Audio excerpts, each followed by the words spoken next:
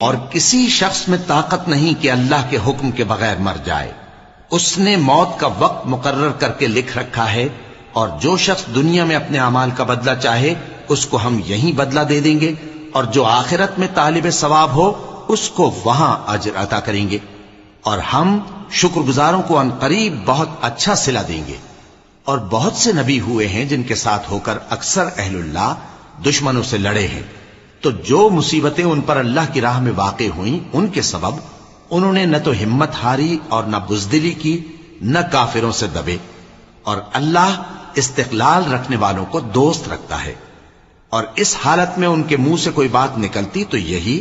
کہ اے پروردگار، ہمارے گناہ اور زیادتیاں جو ہم اپنے کاموں میں کرتے رہے ہیں معاف فرما، اور ہم کو ثابت قدم رکھ اور کافروں پر فتح عنایت کر. تو اللہ نے ان کو دنیا میں بھی بدلہ دیا اور آخرت میں بھی